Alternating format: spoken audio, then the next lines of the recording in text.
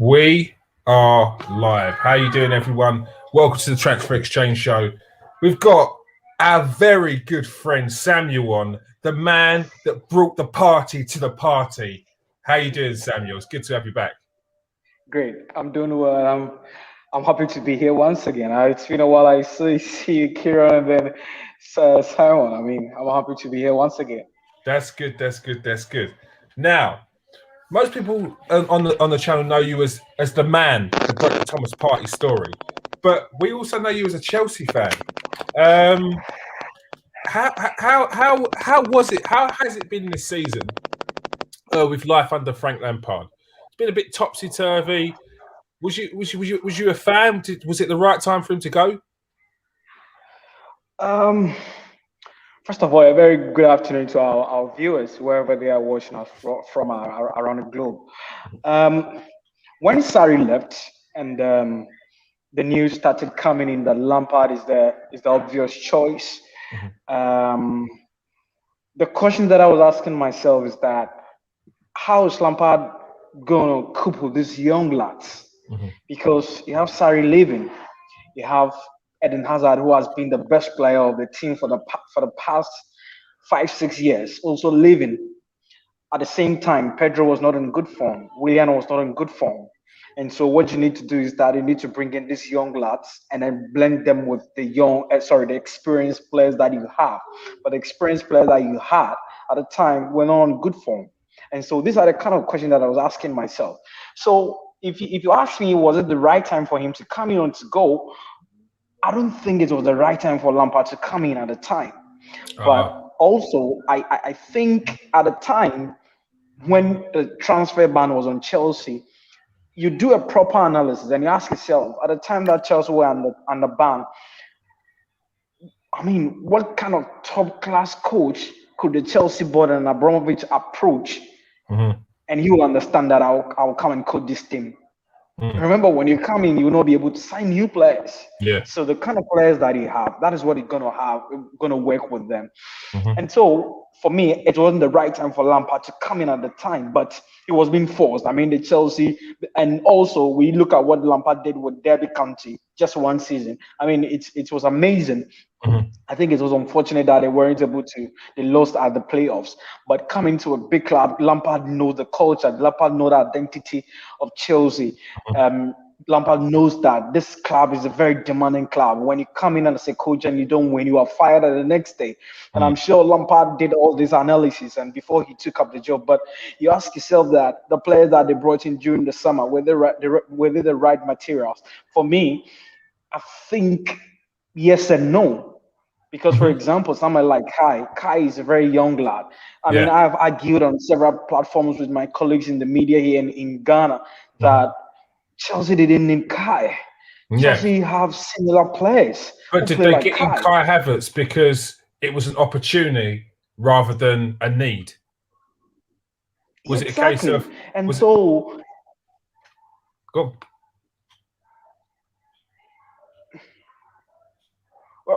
Well, I think it's and you see just like what you're saying. When you the exit because players and then they agree and then they bring in those players that you say you need them, and when those players are in, you're not able to get the desired results. I think Lampard knew that. And sometimes when you watch Chelsea play and you look at the posture of Lampard in the dugout, you can see that he's really disturbed. He did, and at a point in time, I felt that he didn't know how to even play the players in their rightful position, and it was a bit of worry for me. And so, yes, for me, it was not the right time for Lampard to come in at the time. But he being sacked, I think he deserves to be sacked. He'll go back. He has to learn his lessons. I'm sure that other club, definitely Lampard will get a new club. I'm very optimistic about that. You look at what Terry is doing with Villa with Dane. I think they are marvelous, and I think it was so fast for Lampard to accept the Chelsea job. I think it was so fast, but he don't blame him because at the time nobody was willing to step in and coach the team. So for me, it was not the right time for him to come. But does he deserve to be fired? For me, yes. Yeah, I mean, like you said, at the time, it's a case of it's for Lampard. It's a job that's too good to turn down. He was he's probably thinking to himself, is he going to get this opportunity again to manage his club? And like you said, he's done a good job at Derby, and no other manager was willing to take that poison chalice as it is. I mean, Chelsea taking the Chelsea job is a very high pressure job, and if you're going to take that Chelsea job where you've got no money to spend, then that's even more pressure. I think the pressure was eased off him by the players he brought in because he knew those players. They were players from Derby, like Mount, like Tamori, like Reece James. They were all played under him, and Tammy Abraham. They were players that were young, and he could sort of get the best out of them.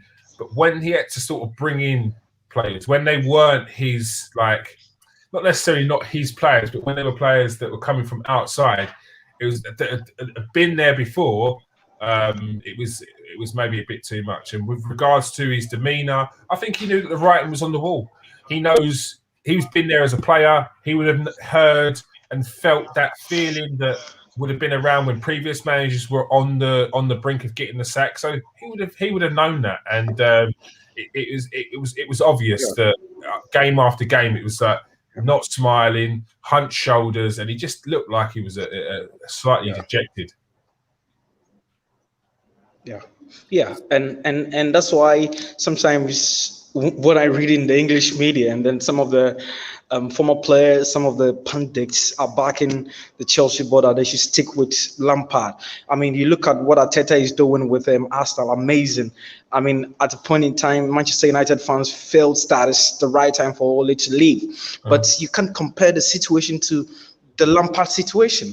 Lampard spent so much money during the summer, and the Chelsea board were expecting that he hits the ground running. And that's why at the point in time when Chelsea were on the top of the table, or the second on the table, people were saying that, even at the point in time I was convinced that if Lampard is able to maintain the consistency of these players, they are going to win something. But I mean, you look at what they lost 5 games, 6 games on a trot, and it wasn't pleasant. Somebody who, if you've known Abramovich, if you've read about him, and I'm sure you rightfully said, Lampard is somebody who has known Abramovich in and out, and he has known the club in and out. He knows that when you are a coach and you lose 5, 6 matches on a trot, I mean, you should be worried, and you'll be sacked at the end of the day. You look at how Chelsea sacked Ancelotti. Look at how Chelsea sacked Mourinho in his second instinct. I mean, and so I'm sure that Lampard knew about this thing, and that's why sometimes his body posture,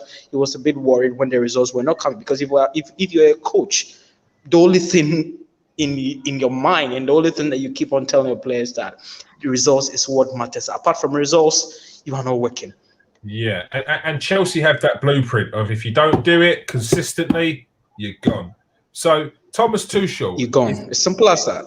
Yeah. Do you think that Thomas Tuchel is the right guy to take charge with the number of German players you've currently got in your squad, or do you think it was just that was the only option? I'll look it from 2 different angles.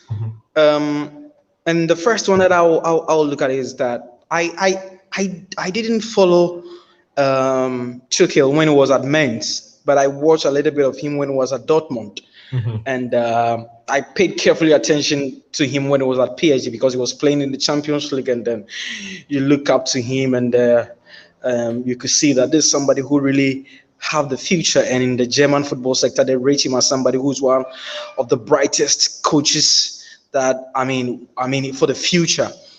You look at what he did with Dortmund. It was amazing. As a young coach who was coming from Mainz, and he was able to bully his way around and win the DFB Pokal Cup with Dortmund. It was amazing how he did it. He did it in grand style. Unfortunately, he has to leave, go on a break, and then he had the opportunity to be with PSG. You ask yourself, did he achieve with PSG? Yes. But you ask yourself that the players that PSG have, even though he was able to play the Champions League final, Chelsea don't have that caliber of play. They have Neymar, they have Di Maria, they have Mbappe, they have kind of good players, world class players.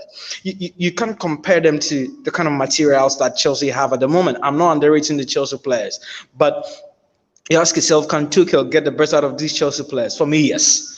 When given the time, he has signed 18 months contract.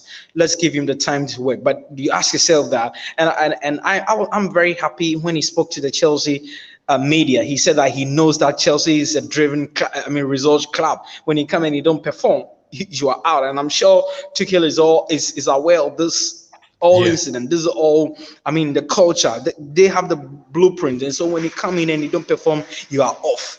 So for me, yes, I think he will get the best out of these Chelsea players. But I watched them against Wolves, and I watched them over the weekend on yesterday against Burnley, and I could see that he's really trying to bring something different to these Chelsea guys, and you could see that these Chelsea players are playing with some kind of confidence at the moment, some kind of belief at the moment. You look at how Alonso stepping in for the first time the whole season after falling out with Lampard. You don't expect him to perform.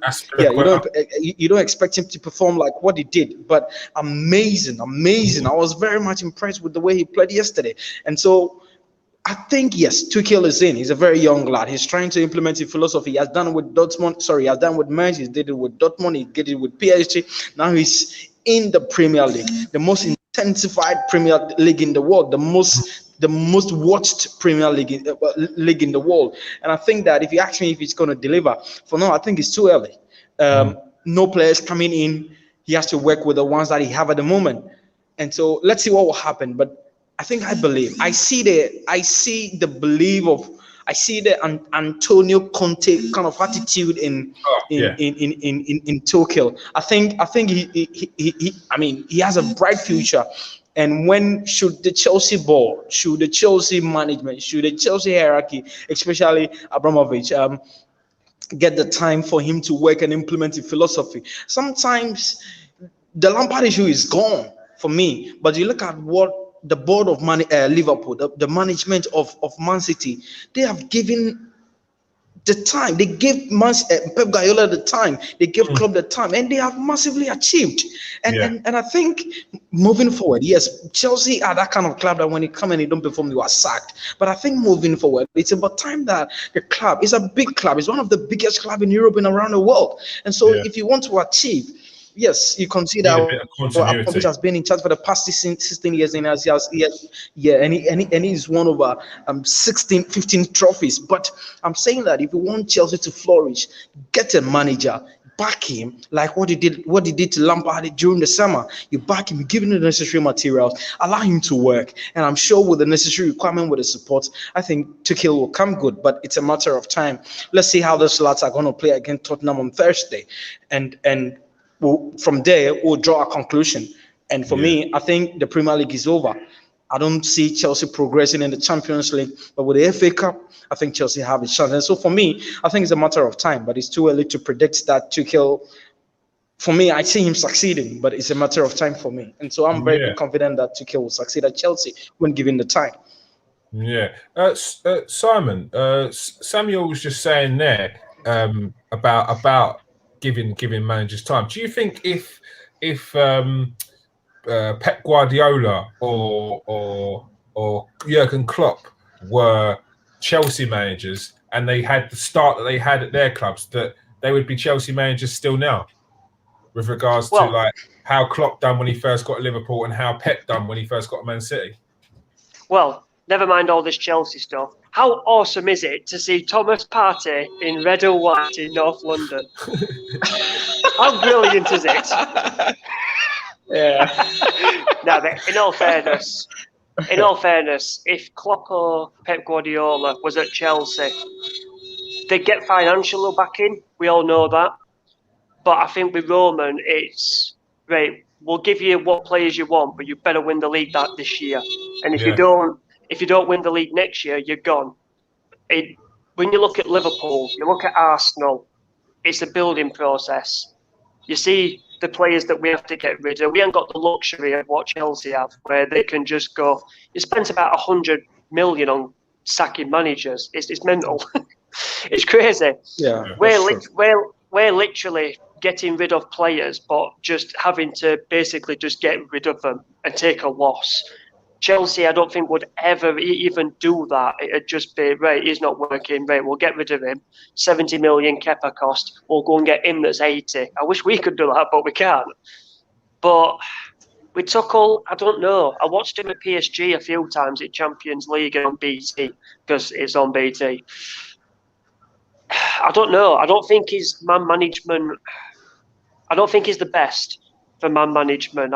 There was Neymar, Mbappe, and the midfielder Verratti that basically walked all over him at PSG. A bit like Emery.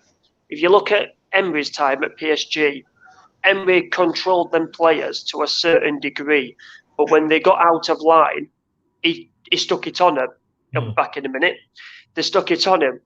When you watched Neymar and Tuchel when they were going on this, not an argument, but it was in the press and everything, and it was, his days are numbered as manager. He's gonna leave. Neymar always won that fight. Thomas Tuchel always backed down and knew, you know what? Not getting into it. Just let him do whatever he wants, and I'll do what I want. I don't want that as a manager.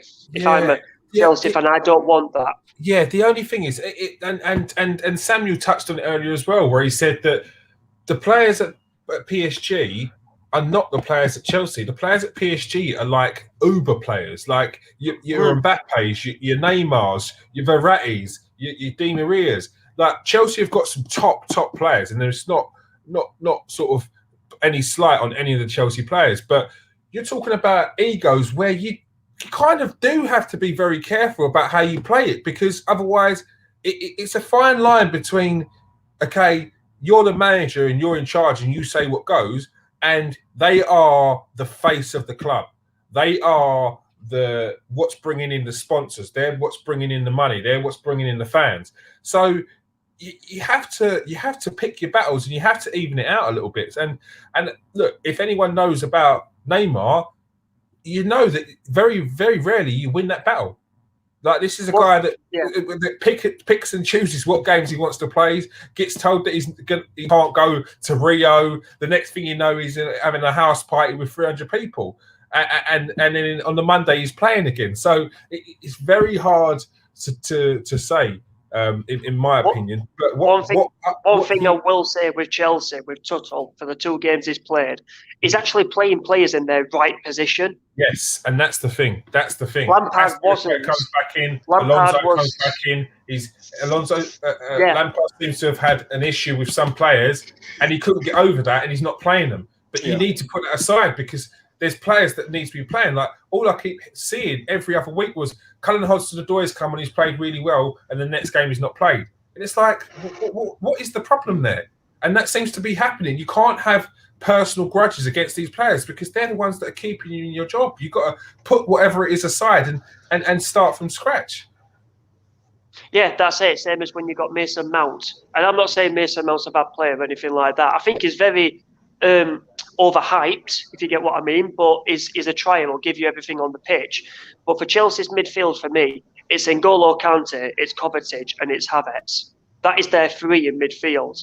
And then you've got Callum Hudson-Odoi, you've got Timo Werner on the wing, and you've got Giroud up front. That's their front 3, in my opinion. And I think Thomas Tuchel knows this.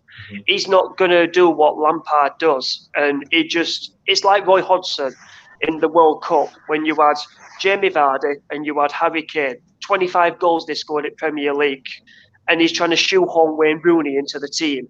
He was basically shoehorning Mason Mount into the team every single week, because it's someone he trusts. That's in my eyes, that's what it boils down to. It boils down to, you want to play players you can trust, and he knew that he could trust Mason Mount. He knew that he could trust Reece James. He knew that he could trust these certain players that he had brought through and given them opportunities, and that's why I believe he was playing them. And in the end, it's been his demise. Not necessarily through them players, but it's through not necessarily not playing, but not having the same relationship with those other players as well. And has even get a second wind, if you can say, to N'Golo Kante. He's now playing in his right position in training and what I've seen, because I've looked on training videos of Chelsea and I've seen him, and he's playing Kovacic and he's playing N'Golo Kante together as a two pivot. That's what it should be. You don't get someone like N'Golo Kante and go, right, I'm playing you further forward. It's like what Emery did with Torreira. You just took everything out of him. And that's why Torreira, in his first season, was brilliant. Second season, just looked like, who is it? What is he doing on the pitch? And Chelsea fans were even saying, get rid of N'Golo Kante and go and get Declan Rice. Which is madness. How is it that, Samuel, what is the hype with Declan Rice? How have we gone from N'Golo Kante being regarded as one of the best midfielders in the world, defensive midfielders, to N'Golo Kante is not getting game time, or he's being shifted out higher up in the pitch? And what was going on there? I think at a point in time I felt for N'Golo, because at a point I felt he has been used so much. I mean, you remember his days at Leicester. He virtually played out the whole season under Claudio Ranieri when they won the league. And so coming to Chelsea and the Conte too, he played the whole season. So you could see that he has played 2 seasons on a roll, no rest for him. On his second season, when Chelsea won the FA Cup, the same thing. When Conte left and then Sarri came in, he was on and off under Sarri. And for me, at the point, I also had issue with Lampard. You couldn't really know where Lampard was going to play him. So you could see that today he drops and he brings in Kovacic. He tries to play in Jorginho, it doesn't match. He tries to play in Jorginho, Kante, it doesn't match. He drops Kante, then he brings in Jorginho and then Kovacic. And when you keep on doing that, it destabilizes the player. It demoralizes him. And so for me, I think, and I understood why at a point in time Chelsea were ready to bring in Declan Rice and when Tuchel came in, you remember he said that during his days as PSG, they were working to sign N'Golo Kante, and it tells you that at a point in time the gentleman was frustrated and wanted to leave the club because. I wish I paid for his Wi-Fi now.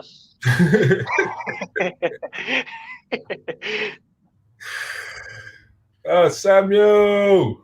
Would you say as well, some Chelsea fans have even said that they can see a style of play under Thomas Tuchel than they didn't see under Frank Lampard? I think that's a little bit too soon, because under Lampard, when they went 16 games unbeaten, I did see a style of play. I saw them pressing. I saw them harassing the opponents, chasing the ball down, the octagon, triangle, diamond that they were using. That was working. But I think with some of these Chelsea players, if you overwork them, they get to a point where they're like, I've had enough now. I just want to rest. I'm sick of working. I've had enough. So what was you saying about Kante and Lampard? Right. Yes. So I was saying that is why it tells you that Chelsea at a point in time wanted to bring in Declan Rice, because you could see that.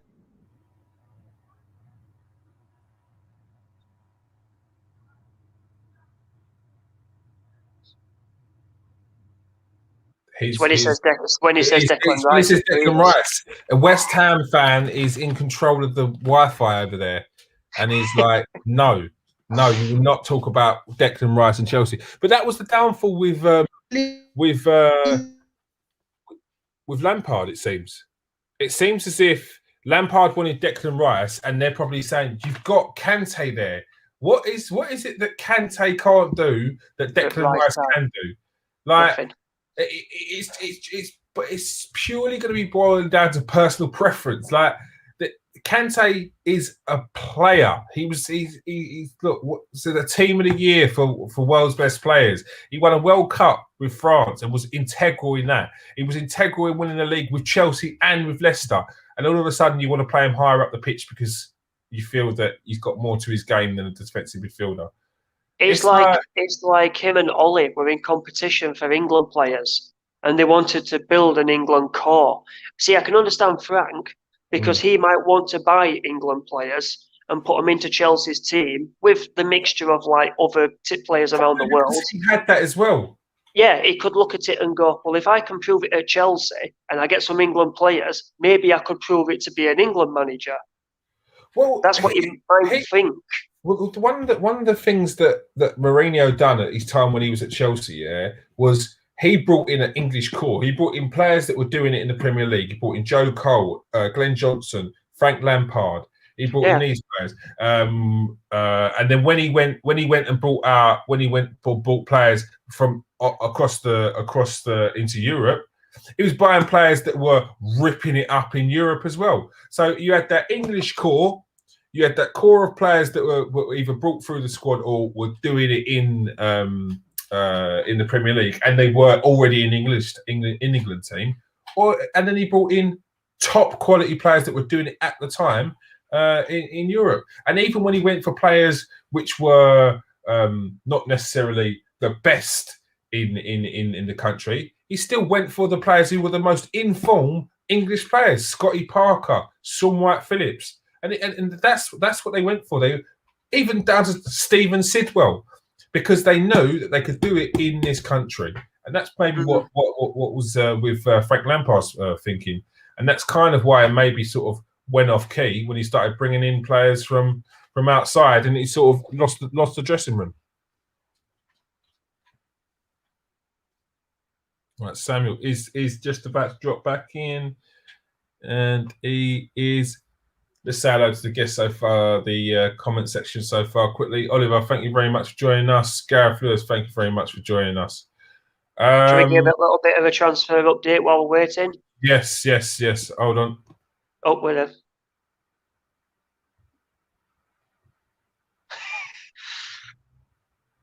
Go on, quickly, give us a little transfer update while we're waiting, Si, before we say our goodbyes. Yep. Basically, what I've been told is that Shkodran Mustafi is going to Schalke.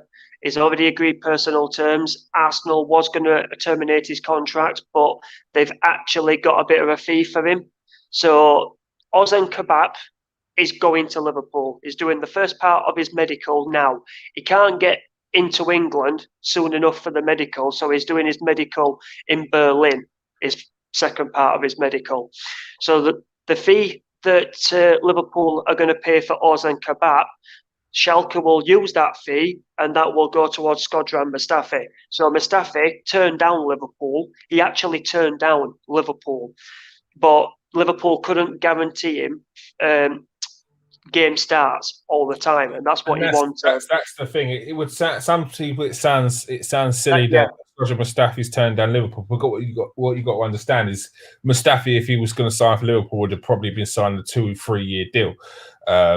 So well, they offered him a 2-year deal, and he wanted to be in the starting 11 every single week, and he wanted reinsurances when Van Dijk and Gomez and Matip came back that he'd still be in the 11. Sorry, and that's the problem. So you can see why he's gone to Schalke, because he's going to play every week. You got to look at it in the long term. The guy's actually still only 30, so he's still got 3-4 years of a good career. He don't want to sit on the bench at Arsenal to go and sit on the bench at Liverpool. No, it makes no sense. It makes no sense. Makes no sense. Joe Willock is on his way to Newcastle. I was told about an hour ago that an hour and a half ago, personal terms was done. Season-long loan with an option of a 18-month as well to extend if Newcastle by some strange reason got relegated. It would not affect the loan. He'd still be in the Championship. He'd still be working and obviously show what he can do. What I was told about half an hour ago now, at most 45 minutes at most, is that he's on his way up to Newcastle as we speak with his agent and a family relative to undergo his medical, and he will be a Newcastle player by the end of the night at most. Reece Nelson as it stands, looks like he could be going to Newcastle as well for a loan just until the end of the season. All right, brilliant. And any news on Ainsley Maitland-Niles? So far, Arsenal are reluctant to send him to Leicester, which is good news.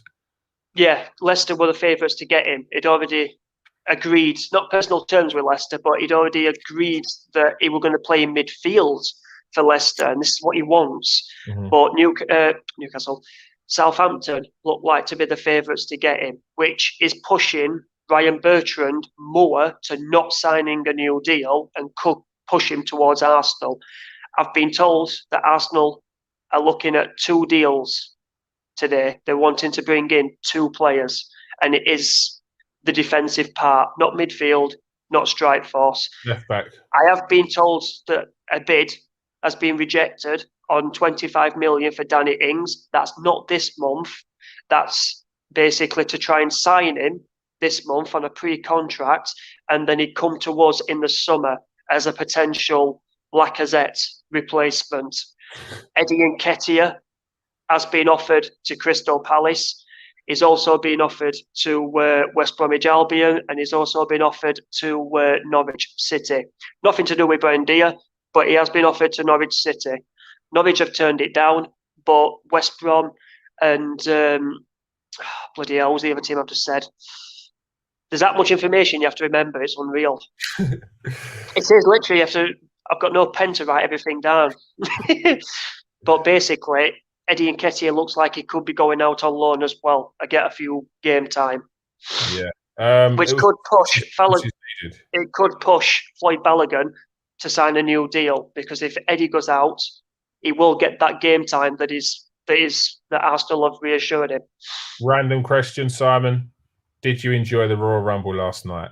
Yeah, it was awesome. I just wish Edge didn't win it. It's like watching your granddad still think he's in his prime. Well, if anyone knows my granddad would have always. Oh God! And Goldberg was worse. So Goldberg can't even wear spandex shorts anymore. He had to wear Brock Lesnar type shorts. Wow! What a discussion to end the show. Sam, you had a little bit of problems with his. Oh, is he just about to join us before he says goodbye? Oh, Samuel was just about to say goodbye. He was just about to say goodbye. Thank you for joining us. He's moved outside. Thank you for joining us, Samuel. As always, a pleasure. Yeah, I mean, you sometimes I don't even get it. At the last time, our last conversation that we had, I had a call from one of my friends there in the UK, and he was like, "Come on, what's wrong with our network there?" And you can't complain. Wi-Fi. Yeah. Sort out the band. Yeah. We've got a new mission for you. We've got a new mission for you, Samuel. Now Thomas Partey is done, and you smash that out the park. Bazuma from Brighton. We want you on that. Bazuma. If you can find information on Basuma to Arsenal, yeah, Simon is paying for the Wi-Fi in that building, and he's getting fiber optics. I'll tell you that, fiber optics. Right. But I think I know our time is up, but a very quick one on Thomas Partey. When he was injured, it was very sad for us here in Ghana. Especially those of us in the media, we mostly talk about Thomas. For us, he has hugely impressed. And I read an article about Roy Keane where he was praising Thomas for the instant impact that he has made at Arsenal. I think some of us we are surprised personally, because this is a league that you come sometimes very high quality players even struggle to adapt. But here is Thomas. I watched him against Manchester United on Saturday, and I was thinking that Arteta was starting from the bench, but he came straight in, and I think for me he was marvelous, and I can only promise the Arsenal fans, Kieran, Simon, yourself, I think you are yet to see the best from Thomas. I mean, you could see, I mean, clearly that you could see the glimpses, you could see all over him that when he stay fit for the club, I think Arsenal is going to be a a force to reckon with. And we could see when he came back into that midfield, into that central defense, you could see how Arsenal is now a bit stable. I'm not underrating any players at Arsenal, but I think kudos to Arsenal, kudos to the board, kudos to the Edu, the technical director for the massive job that they did in bringing in Thomas. And I think at a point in time, at this point, Arsenal fans don't even remember Hudson Awai again, because here's Thomas that is hit the ground running, and then everyone is praying that Thomas stays fit, and we get to see the best from Thomas. And then to all my Chelsea fans who are watching us, I think let's give Tuchel the time. I'll patiently watch him on Thursday against Jose's Tottenham Hotspur, and from there I'll draw my conclusion. But for now, let's have patience. Let's hope that the only player that I'm craving for him to score now is Timo. I think when he's able to find the back of the net, I think his confidence, will be revived again. For Kai, the least said about him, the better. He's young, he has a talent, he has the qualities, no doubt about that. But for me, I think let's give him the time. Let's see how he's going to perform under Tuchel, because Tuchel is a German, Kai is a German. Let's look how he's going to help him revive, to play. And then definitely we'll come back here and then do our discussion, and we'll talk about Kai again. But for now, the best of luck to Tuchel, and then the Chelsea fans, and then the best of luck to Thomas Partey, the best of luck to Kyron himself, and then to Simon. I wish you the best. I want to see Arsenal back to the Champions League spot this season. We'll be. Best of luck to all you guys. We'll be there. We will be there eventually. Just don't hold your breath. It will take time. When we will give Arteta time. Sure. Put it this way, and that is one thing I like about Arsenal. I know I'm an Arsenal supporter. I have so many friends who support Arsenal, and I envy Arsenal. Look at how Arsene Wenger stayed there for that long period. Yes, he was being bashed, but we know what Arsene Wenger did. Look how Arteta, he just coming in from Manchester City, and I really admire the board. They've been able to stick to him, and now you can see that those players that he doesn't need, that he's pushing them out. Those ones that he wants to stay, they're playing really good. And one player that I'm very much surprised is Saka. Amazing young lad. Amazing. I watched him, and you could see that he can play up to that level. And I think all the big managers around the globe are now watching the young. I think he's the future for the club, and I think Arteta is using wisely. And then kudos to Arteta. He's doing a very, very good job at Arsenal. I must confess. Yeah. All right, Samuel. Thank you very much for coming on. Always a pleasure. You definitely had to do next time. You just had to give us a few Ghanaian youngsters to look out for, so we can get Jerome to have a look at them and give us these player analysis on it. But thank you very much. Sure. Grateful. Thanks very much, guys. All right. Take care, Samuel. Take care, Samuel. All right. What have we got this afternoon? We have got a little bit of a break, and then we have. Hold on. No.